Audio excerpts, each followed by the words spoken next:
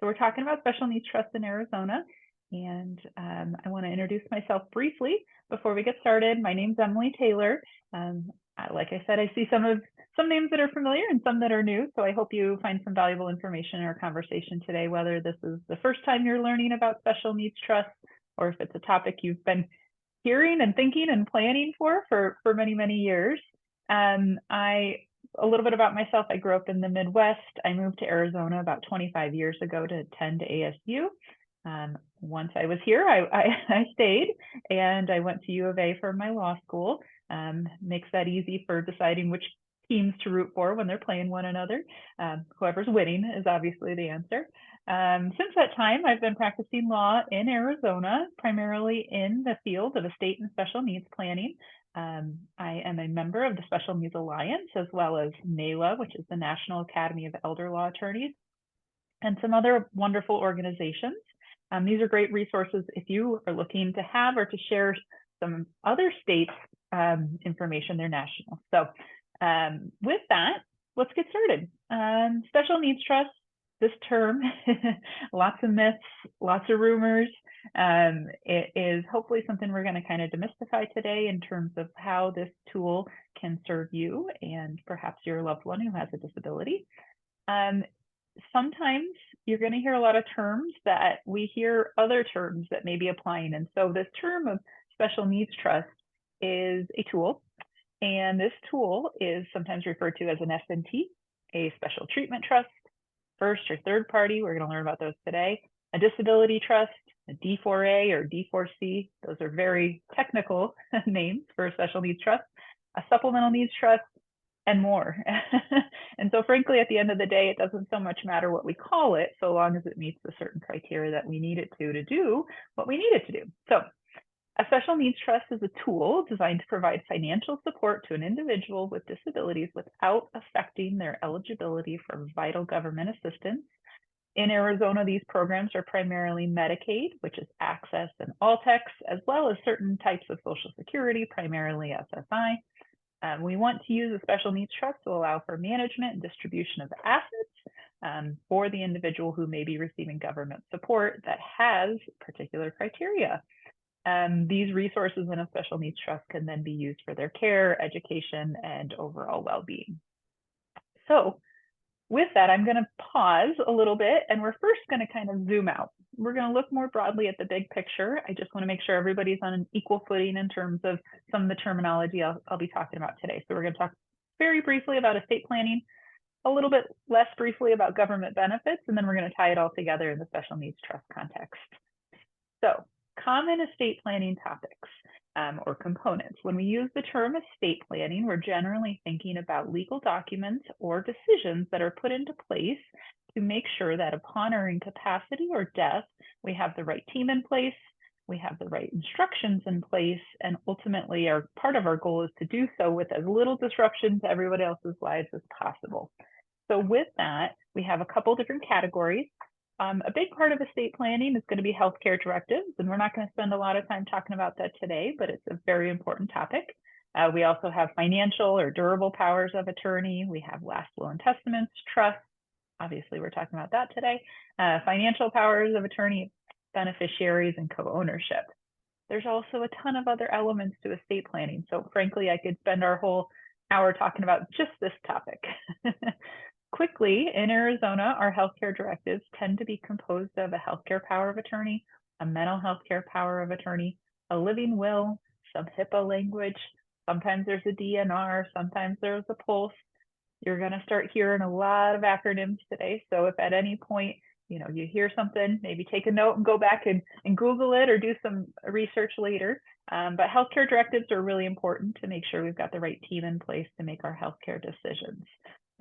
In the event we're unable to make and communicate those decisions ourselves. And generally, we would be using healthcare powers of attorney to avoid the need for guardianship if that's possible, if our individual, whether it's ourselves or somebody else, has the capacity to understand and sign healthcare directives. Similarly, if we want to avoid a conservatorship, we want to make sure we've got the proper financial power of attorney.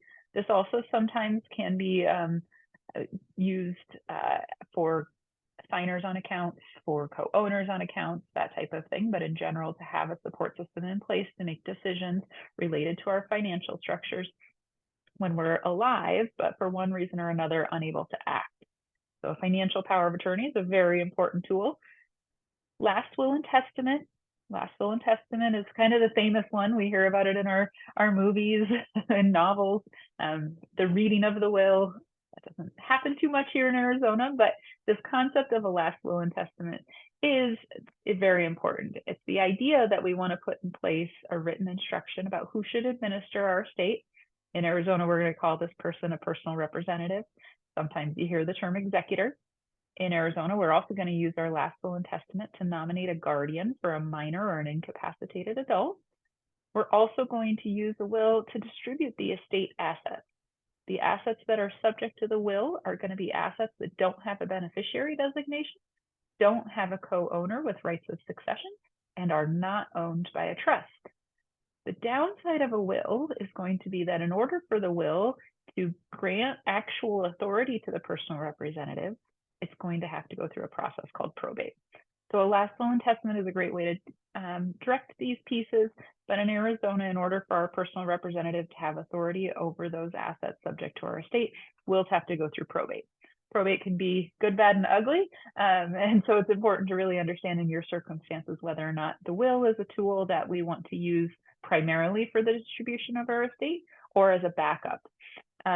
A last will and testament can in fact include a special needs trust. So here's our first glimpse of one of the ways a special needs trust can be incorporated into an estate plan. It may say in your last will and testament that you want your assets to go equally to your 3 children. However, one of your children is receiving government benefits that need to be protected. So in your will, it can say when shares go to this child, a trust that is a special needs trust should be established at that time. It's called a subtrust and or a testamentary trust. And it's where we start to see some of this concept of a special needs trust. A trust, in and of itself, commonly when we're looking at an estate plan, we're thinking about probate avoidance first and foremost. And that's going to be a common tool here in the state of Arizona is a revocable living trust. Again, we can call them a number of things, but the idea is we're doing a lot of the same things we're doing with a will. We're naming trustees, we're naming trust protectors, perhaps advisors.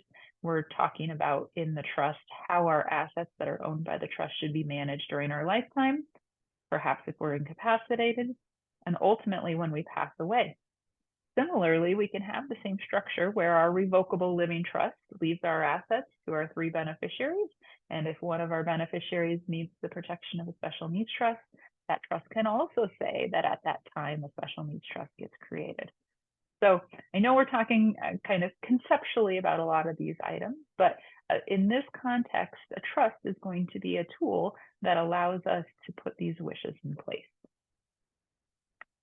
So that's the really quick estate planning background, and hopefully that makes some sense, but we're going to dig into it a lot more. With that, I've already alluded to this concept of protecting or planning for benefits. And this piece can be really quite confusing because we hear a lot of different things about all of the different services of insurance or income or other types of government benefits an individual with a disability may be receiving. And so I want to dig into those a little bit. When we're thinking about protecting benefits, we have a couple main categories that we're familiar with. One is Social Security. We're going to dig into all the different types of Social Security that might be in place. Another is going to be Medicaid. Of course, Medicaid is a federal program, but each state implements it with their own rules. So here in Arizona, we have Access and Alltex. And then we're also going to cover a few other acronyms like DDD, SNAP, HUD, Veterans Benefits, Medicare, all sorts of stuff. So with that, if we start at the Social Security level, when we talk about Social Security, you and I and many of us are familiar with this because from the age we first got a job, we've noticed that we start to pay some of our paycheck to Social Security every time. Well, this is in fact essentially purchasing for us retirement benefits and or Social Security disability insurance. And so with that, retirement benefits and Social Security disability insurance, SSDI, are an amount that is determined based on how much we've contributed and for how long, and then in some cases, how long we wait before we take it. So with that, a lot of times individuals who have a disability from a young age or sometimes are injured at a young age, when they turn 18 or even before when they're a child, if their financial resources are limited, then they're potentially applying for a program called Supplemental Security Income, SSI. They haven't paid into the Social Security system, so they're not eligible at that age for Social Security disability insurance. But SSI is intended to provide very basic support for individuals who have a disability and under Social Security have been determined to be unable to be substantially gainfully employed. With that, we need to know that SSI is very sensitive to how much a recipient can have, both in income and resources. And for an individual who is receiving SSI, they generally have to have less than $2,000 of countable resources. Now, there are a few resources that are not countable: a vehicle, some living arrangements, but largely everything else is going to count towards this $2,000 limit. And so it's a really, really low limit. And it hasn't changed for a really, really long time. they've made some proposals in DC, so we'll see if that might change in the next couple of years. But for right now, an individual, in order to receive SSI benefits, must have less than $2,000 in their name. That means combined bank accounts, retirement accounts, stocks, cash value of life insurance. They have all of that combined must be under $2,000 in order to receive this very essential basic support measure of supplemental security income. So SSI is also very sensitive to income. So an individual who may be working or otherwise receiving food or shelter from another party may see a reduction in their SSI. SSI is so serious about these resource limits that, in fact, if you have $2,001 for a period of time and they find out about it, which they're bound to do, they will actually make you pay them back. So it's essential that an individual who's receiving SSI reports any sort of resource change or income change immediately so as to not have a repayment process or problem. SSI in 2024, since it's the new year, has gone up to $943 for most recipients in Arizona. If you're not receiving that full amount and instead might be receiving 2/3 of that, that may be because an individual is not paying rent or somebody else is paying for their food or shelter. SSI is important because you're also, if you're getting $1 of SSI, it also ties you into our Medicaid healthcare system, and an individual who receives SSI is also going to receive access. Access is Arizona healthcare cost containment system. Essentially, it's medical insurance, and it's very important to cover hospitalizations, prescriptions, and all sorts of other things. Now, I have SSI highlighted on here because this is going to be one of the big programs we're trying to use the Special Needs Trust to prevent from losing qualification for. With that really low resource limit, we've got to be careful. So below that, you'll see there are two other types. Now, there's many, many types of Social Security, but the other two I have on here are disabled adult child benefits, formerly known as childhood disability benefits. But essentially, for an individual who's been determined disabled before the age of 22, when their parent starts to take Social Security, either retirement benefits or Social Security disability insurance themselves, or they pass away, then if that individual was determined disabled before 22, that person is then going to earn disabled adult child benefits, which is calculated based on their parents' contribution. So they get to earn on their parents' record. And this is really important because typically that results in a raise.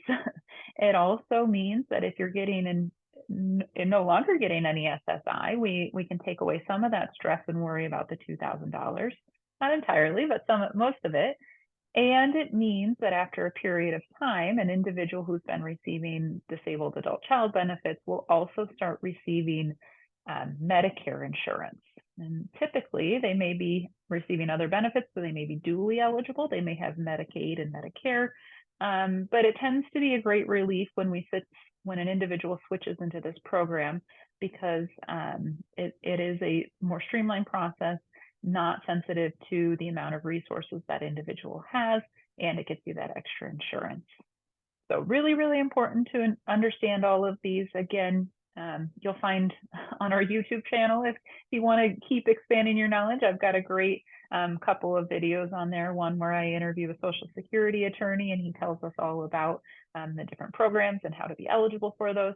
But there's also a video there with Cynthia McCluskey, who specializes in Medicare eligibility when it's dually eligible between Medicare and Medicaid. And so we talk a lot about the disabled adult child benefits.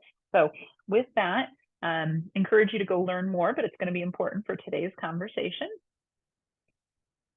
We move away from Social Security now, and we start to look at a different program. And so this program here is DDD. You may be familiar with this. This is Department of Developmental Disabilities. And in this organization, what happens is that individuals who have certain diagnoses that occur during childhood, typically, we have benefits or support coordination for those individuals who qualify. So the current diagnoses are autism, cerebral palsy, epilepsy, cognitive and intellectual disability, and Down syndrome was just recently added in the past couple of years. It also includes individuals who are under the age of 6 and at risk of having developmental disability. So the important thing to know about DDD itself is that there are, in fact, no financial criteria for the DDD program. But what a lot of us tend to kind of misunderstand is that with DDD, that's also going to tie closely into ALTEX. So when your support coordinator is meeting with you and talking about the different benefits you may be eligible for under DDD, those benefits are in fact paid for or funded through ALTEX. So in order to get services under DDD, you must also be eligible for ALTEX. So ALTEX is Arizona Long-Term Care System. It is a program that operates under Medicaid, and it is our Arizona long-term care piece. It is going to be 2 different types of programs. One is for DD, which is developmental disabilities. There is also EPD, which is elderly and physically disabled. And there's going to be different criteria on the medical piece or the pre-admission screening piece, but generally the income and resource criteria is similar or the same. So in order to be eligible for ALTEX for long-term care, which typically provides insurance benefits such as respite hours, attendant care, and a lot of funding for residential treatment, or excuse me, not residential treatment, but group homes, assisted living, memory care, in-home support, and other benefits, including day programs, you have to meet 3 criteria. The first is the medical piece. We'll break that down a little bit further, but there's also resource and income eligibility. Medically, depending on which program you're applying for, you're going to go through a pre-admission screening. So the DD pre-admission screening is going to be different than the elderly and physically disabled. But in big picture, they're looking for different criteria, largely driven to either your ability to do your activities of daily living or your changes in terms of development over your youth or childhood. And so they're going to be scoring based on a verbal interview. Sometimes that interview is over the phone, sometimes it's in person. And it's really important to advocate for the needs of the individual and be honest and forthright about what that looks like. Medically, if you're eligible, you also still need to meet financial criteria. And here's where we get to the resource eligibility, which you can see we're starting to tie it all together. Resource eligibility for a single individual who is applying for ALTEX is again $2,000. So there are non-countable resources, housing, vehicles, burial plans, things like that, but it is still very, very sensitive and a very, very low limit. And so with that, where we're going to talk about special needs trusts and how they might be used to protect for some of these things. There's also an income eligibility requirement. I'm not going to spend too much time talking about that today, but in general, we want to make sure we understand if you're receiving services, if you're on LTEX, that again, we're staying under that $2,000 limit. So, and then also healthcare, or excuse me, access, which is Arizona Healthcare Cost Containment System, is that health insurance aspect of Medicaid. And it has a whole slew of different types of ways you can be eligible. As I mentioned previously, if you get $1 of SSI, you're also going to get access. If you get Altex, you're also going to get access. Individuals who have low income have access. Individuals who have certain diseases get access. So all sorts of different ways you can be eligible for it, but it's part of the whole system, and something we need to be mindful of when we're considering what type and how we're planning for a special needs trust. So it's 20 minutes in and we're getting to the important stuff, but I hope that was helpful to kind of draw it all together, because now we really understand that a lot of these crucial income and insurance benefits for many individuals, whether it's us ourselves or our loved ones who have a disability, are really sensitive to our financial circumstances. And so we need to use a tool like a special needs trust to ensure that we remain eligible for these benefits, because without this insurance, without this income, many individuals would not have the supports they need to live a happy, healthy, fulfilling life. So I am sharing again the definition of a special needs trust, because it's vital to understand that, again, a special needs trust, or this term, is a legal tool designed to provide that support to an individual who has a disability without affecting their eligibility for vital government assistance. So now that we've put together some elements of that sentence, hopefully it can help us. So with that, one of the things we've learned briefly, but we're going to dig into now, is that there's a number of different tools that we commonly refer to as special needs trusts, but they behave and act in different ways. And so when we're trying to think about an individual and how we're going to plan for them and make sure that they can have both their government benefits as well as this special needs trust, we need to think about what tool is appropriate. And so you can see a diagram here on the screen that I'm sharing. If you've met with me in person, you've seen this diagram before. I use it in almost every one of my meetings, because conceptually it really helps us to kind of figure out what we're planning for. The two big questions we need to ask ourselves to understand what type of special needs trust we need to use is, one, where is the money coming from, or who does it legally belong to? And two, what are we protecting? So on the first piece, we're going to think about the different types of tools that may be appropriate to use a special needs trust for. So there's going to be a first party trust. There's also going to be a third party trust. So this concept of first and third party is generally going to mean the individual who has the disability, who's receiving the government benefits, has legal ownership of that asset. Perhaps it's their savings, perhaps they received a settlement, perhaps grandma and grandpa inadvertently left them a distribution in their estate. But at this point, with a first party special needs trust, we're commonly thinking of that individual having that money already. A third party special needs trust is also going to be a tool that gets used, but a third party trust means that the assets or resources don't yet belong to the individual who has is receiving the government benefits. So third party special needs trust, or supplemental needs trust, as I tend to call them, is a tool that's going to allow other people to leave behind assets or gift assets to this specific type of trust to benefit the individual and provide support for them in a way that doesn't disqualify them from government benefits. So if we dig into that first party special needs trust, and actually I'm going to go back one page. So I know this may be difficult to see, but there's a corner here that says first party special needs trust. And with that, basically it's sharing, there's a lot of rules. You have to be under 65 and there's going to be payback to the state.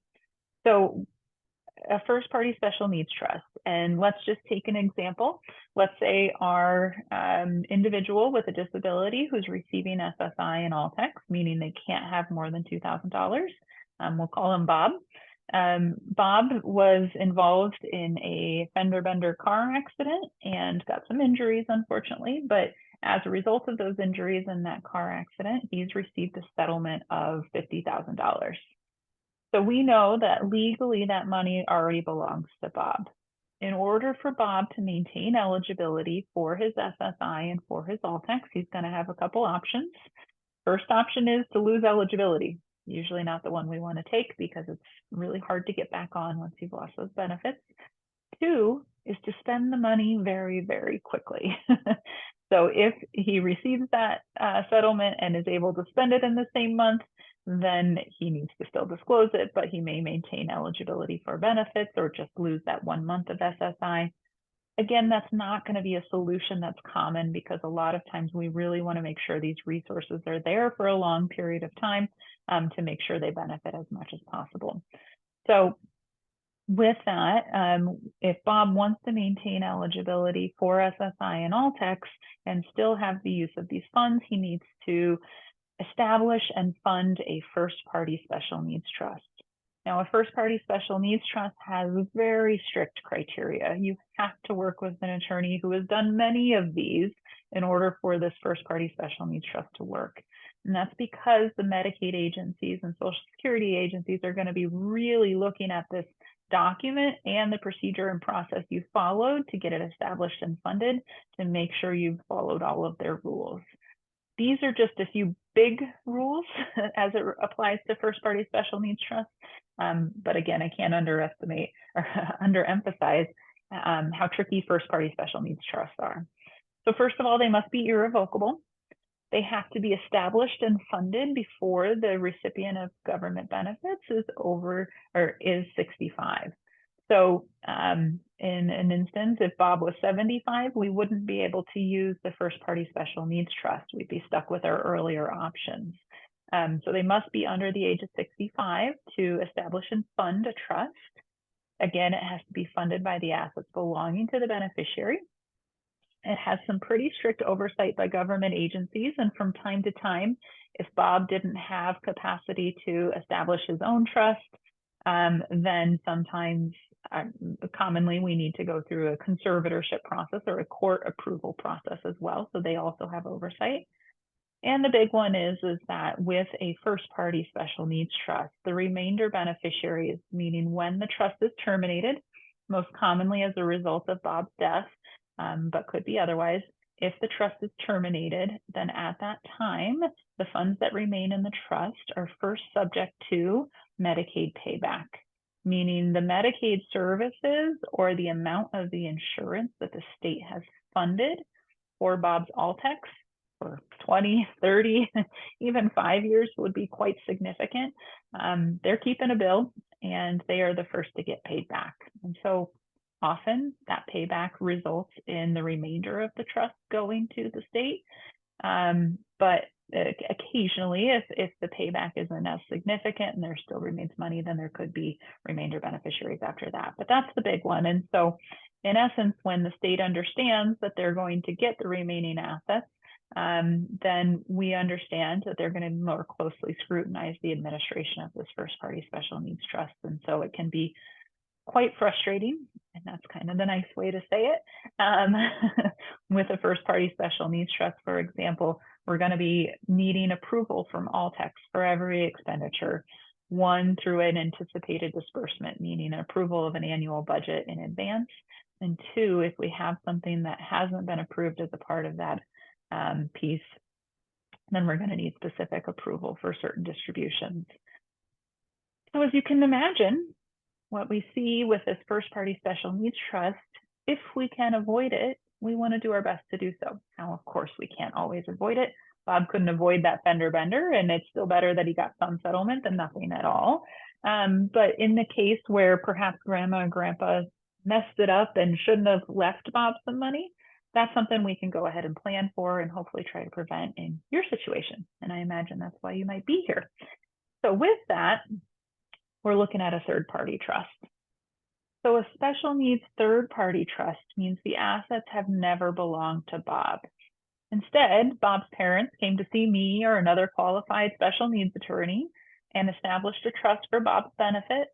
They put in place a trustee, meaning the person who's going to manage those assets. They moved assets in there perhaps during their lifetime.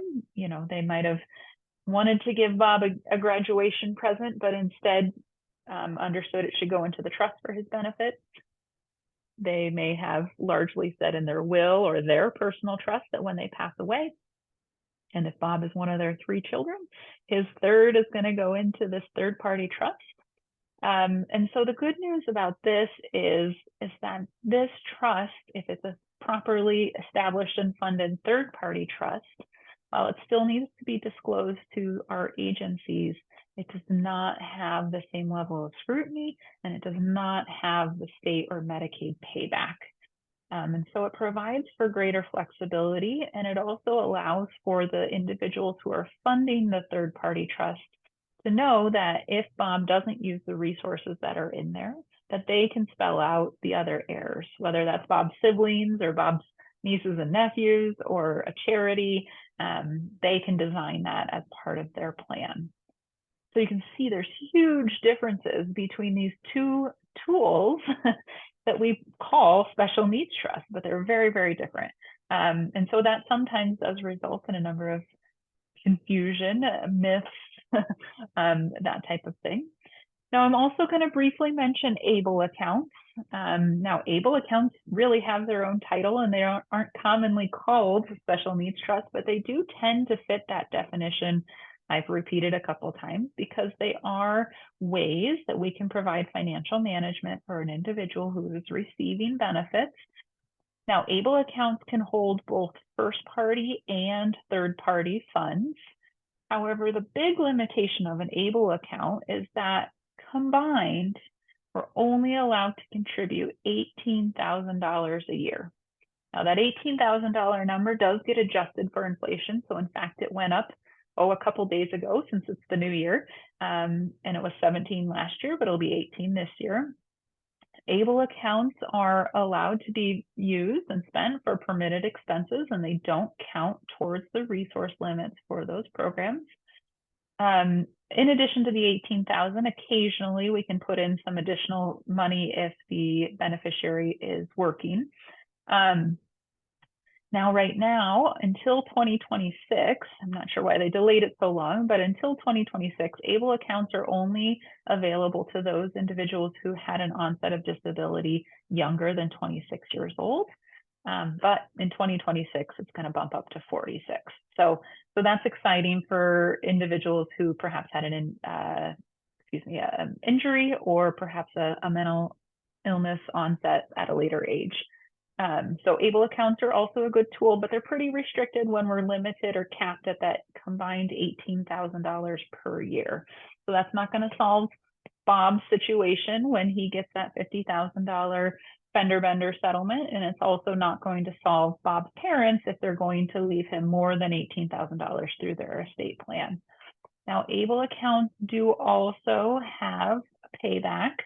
And so funds remaining in an ABLE account are subject to Medicaid payback at the time of Bob's passing, and that's important to know.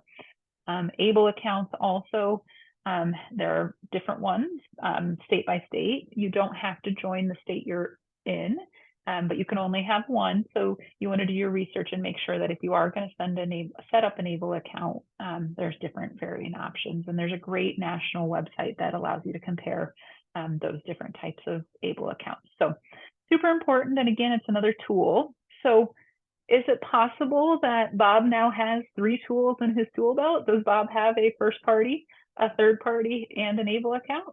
Potentially.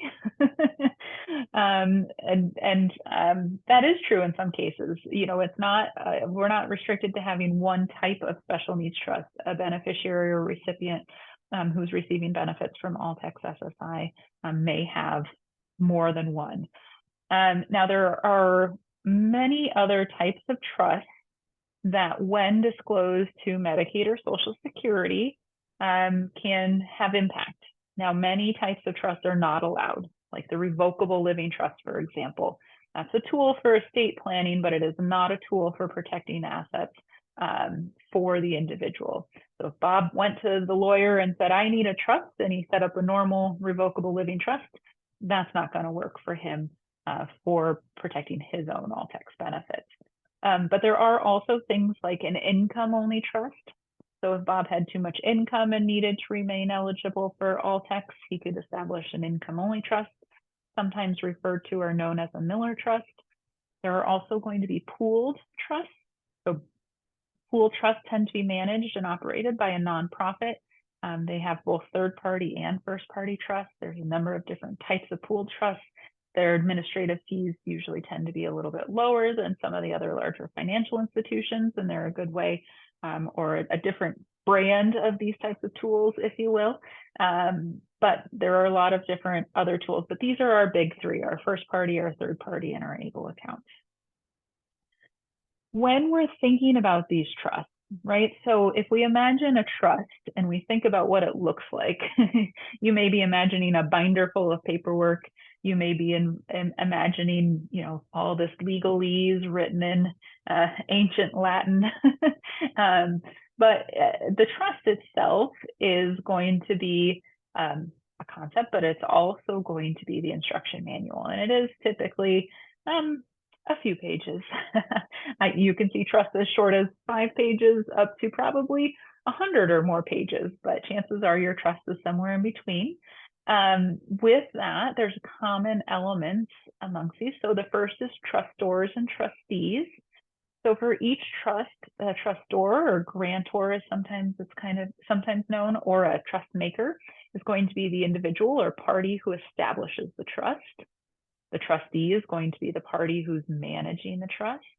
Now, with both a first and a third party trust, the individual who is receiving the benefits can under no circumstances be their own trustee.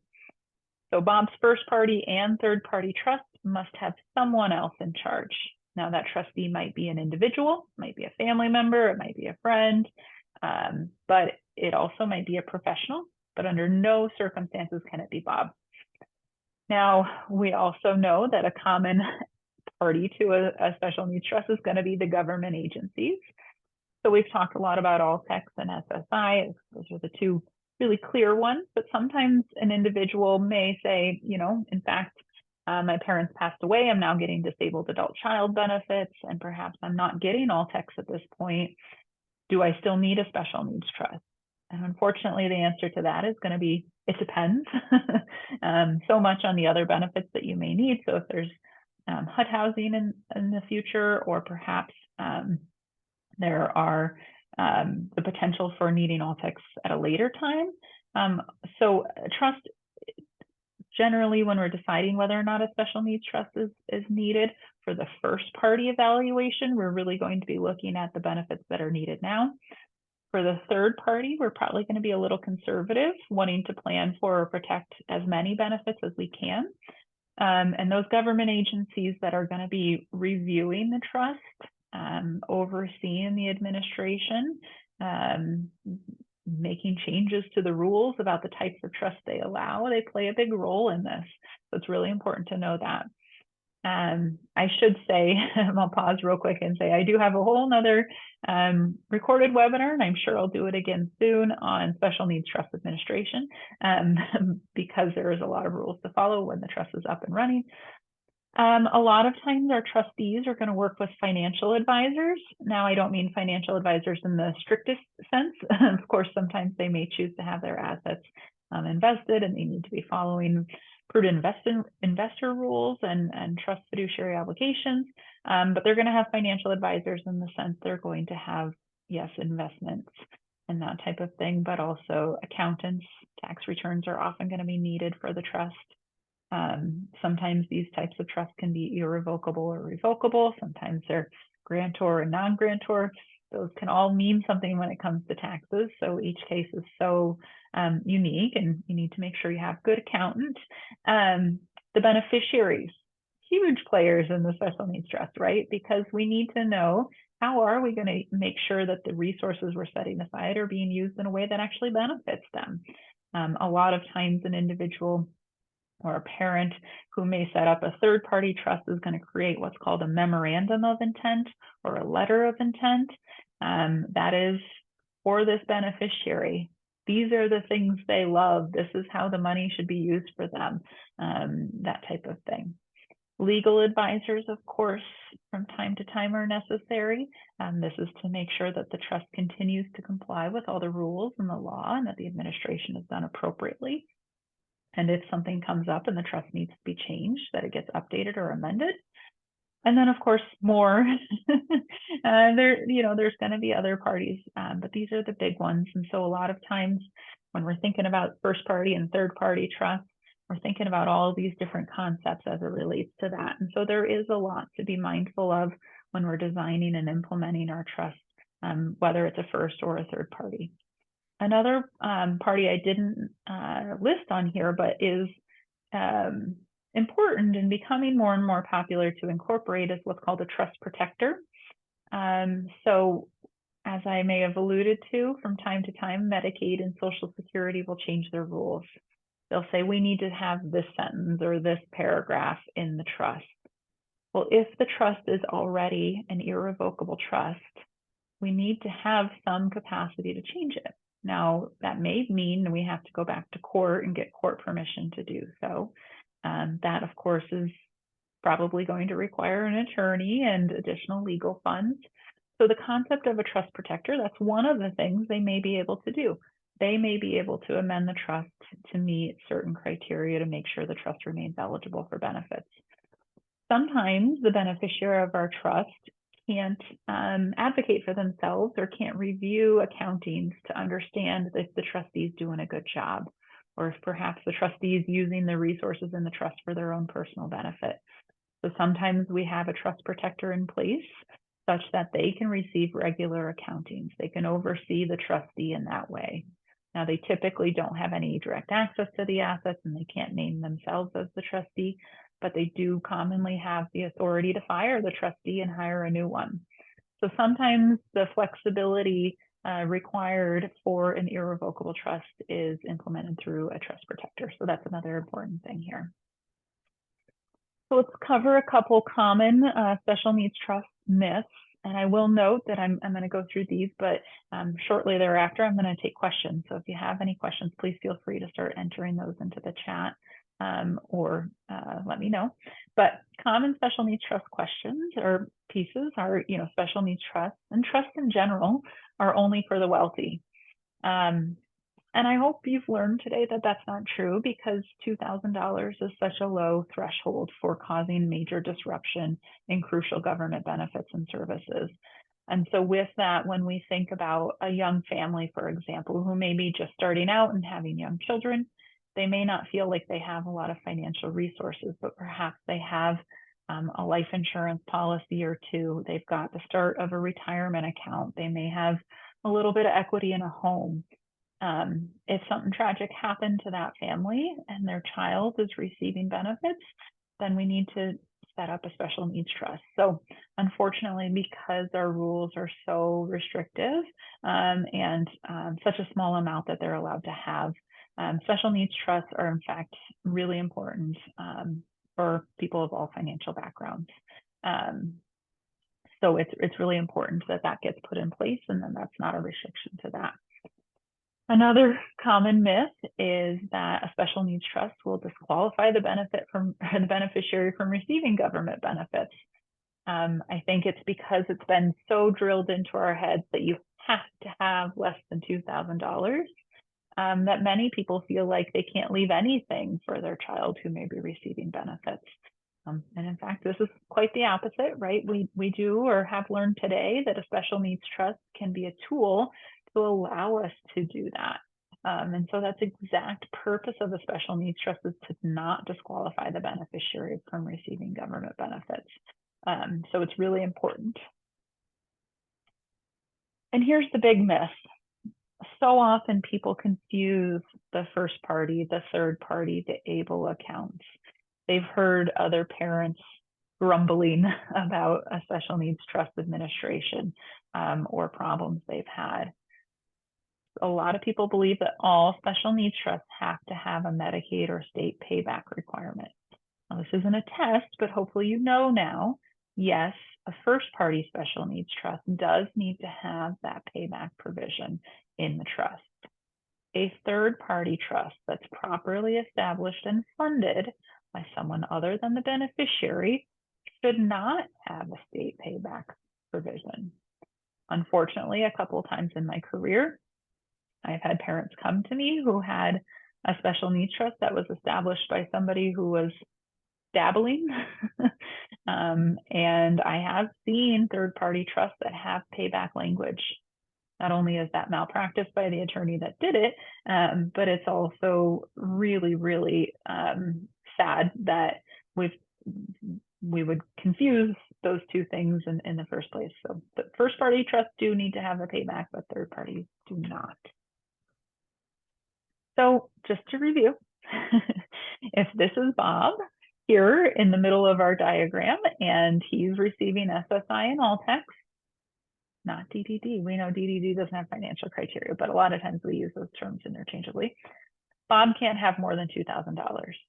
And if money is coming to Bob, or maybe Bob already has a savings account, his options for preserving that money and having a tool available, he can only reach for his first party special needs trust or his ABLE account. And what he does there is going to be driven by how much we need to save or protect.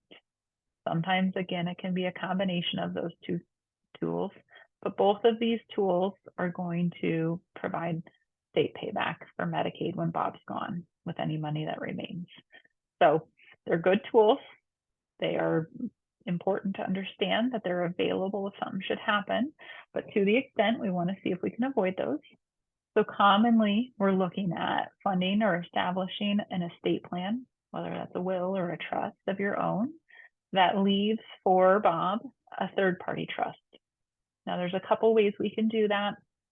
One is that subtrust or testamentary trust concept I talked about, where perhaps, you know, the Bob Smith family trust plan says that, excuse me, not Bob Smith, but when the Smith family trust says everything gets divided to our 3 children, a third is to go to Bob, and when that happens, at that time, create a trust.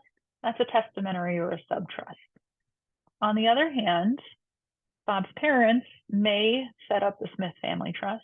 They may also set up at the same time or a later date Bob's supplemental needs trust. And that trust may exist, and it's a third-party trust as well, but it may stand alone. That way, Bob's parents may fund it, you know, for those graduation gifts or the birthday gifts. But there are 2 different types of third-party trusts. These can be really designed as it matches your intentions in that way. So if we come back to the big picture, you can kind of start to see how the puzzle all starts to fit together. We've got all these tools that are available. We, for better or worse, tend to use the term special needs trust as a blanket term, but hopefully this has been helpful to kind of understand how they're all going to operate together or individually. So with that, I'm going to go ahead and I'm going to ask if anybody else has any questions. I haven't seen any pop up yet, so I know this is probably a lot of information, and sometimes we've got some information. So I am going to allow Nina to ask a question. Hi there.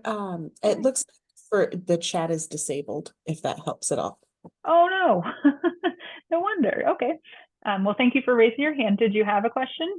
I do actually. I have 2 questions. One is for ABLE accounts. Is it possible to close one and open a different one in a different place that has fewer fees and all of that?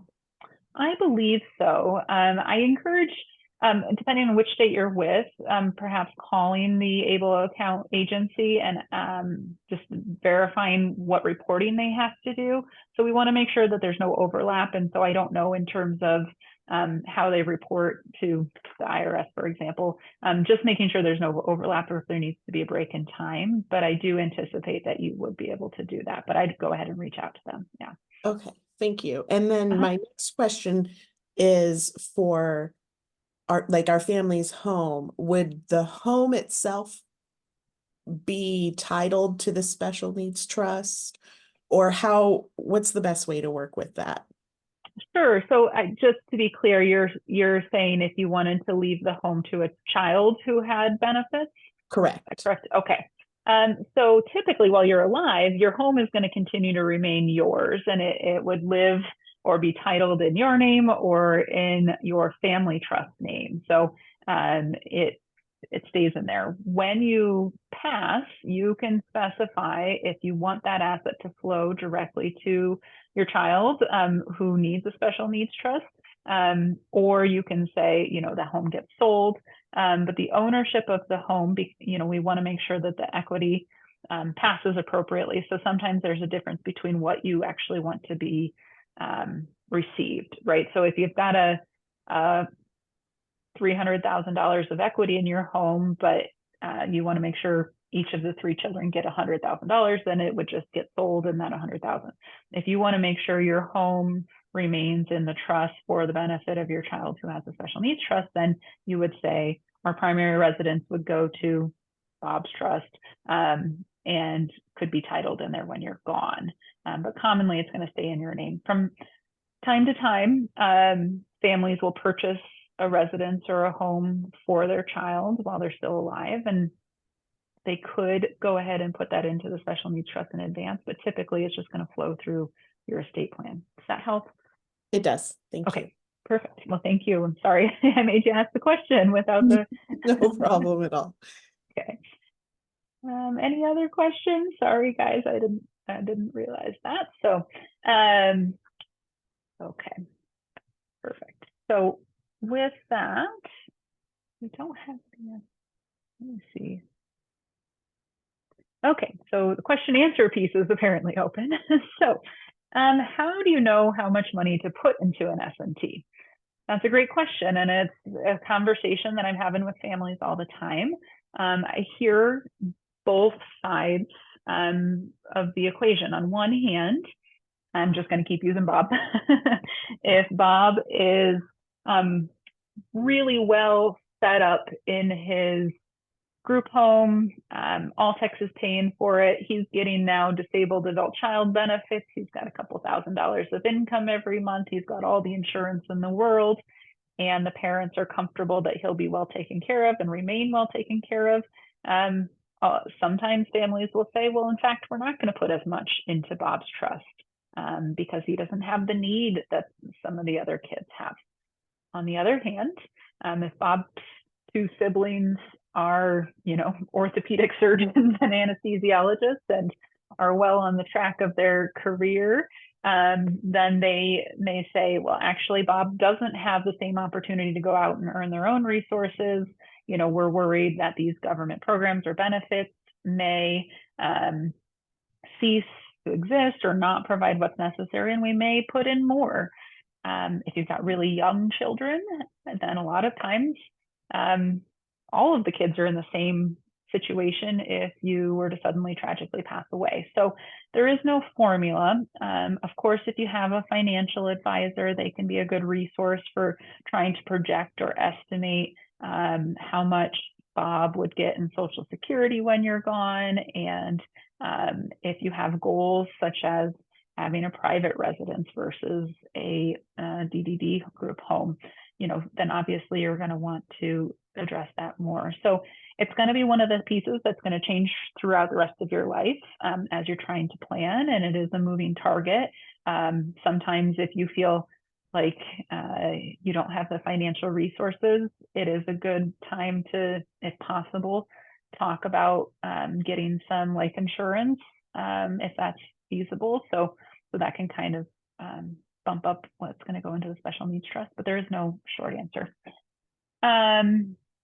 You have to report to Social Security or Alltex that an ABLE account has recently been established. So for both Social Security and Alltex, if you are an individual's representative payee, which is a Social Security term, or representative, authorized representative through Alltex, you are supposed to report any change in financial circumstances. Now, I do believe that ABLE accounts do report kind of behind the scenes, and so the agencies do become aware of them. But when you're going through your annual renewal with with All-Tex, they're going to ask, and if it's not on there in the renewal paperwork, you'll need to let them know about it. Let's see. We also have the question, how much does it cost to create or update a special needs trust? So it depends on what type of special needs trust we're talking about. There is the difference between first and third party. And that's typically because when we're talking about a first party trust, we sometimes need court involvement. We need to work with personal injury attorneys, and there's a whole slew of things there. On the planning side, as it relates to estate planning, sometimes we're talking about that third party trust, but also updating the family documents. You know, I would say you can find a broad range of fees, but in our office, we'll share with you what our fees are. So if you want to reach out to us, of course, I can send you that information. But typically, it's about the $3,000 to $5,000 range for a full estate plan. So if we're starting from scratch and we need to do mom and dad's powers of attorney, wills, family trust, all of that, and we're creating a third party trust, that's going to be the range for that.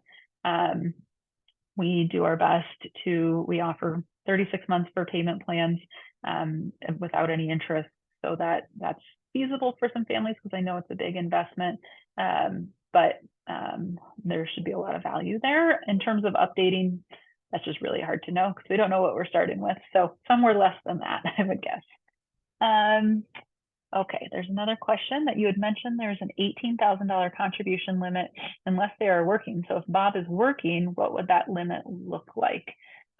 Forgive me, they changed the numbers and I don't really know how much Bob can contribute of earned income, but I can research that and I will email you the answer. Sorry, it's called the practice of law because we're not always knowing exactly what we're doing, and they're changing those numbers. So I will make a note to email a follow-up on the dollar amount that earned income we're allowed to contribute above the $18,000. Okay. I don't see any other questions. So with that, I'm going to go ahead and just encourage you to follow us if you want to kind of keep up. We try to do a lot of education and a lot of information. So we're active on Facebook, Instagram, and then all of our webinars are recorded and posted on our YouTube channel. We also are having in-office in-person events, so you're welcome to keep an eye on that schedule and come in if we're doing something that's interesting to you. And I just want to express my thanks. I think we did a good job of covering a lot in an hour, and I appreciate the questions you asked. But I always encourage you to reach out if you need anything else. And I just want to say thank you. So with that, I hope everybody has a great day. I'm going to go ahead and end the webinar, but please feel free to reach out if you have anything else. Thank you.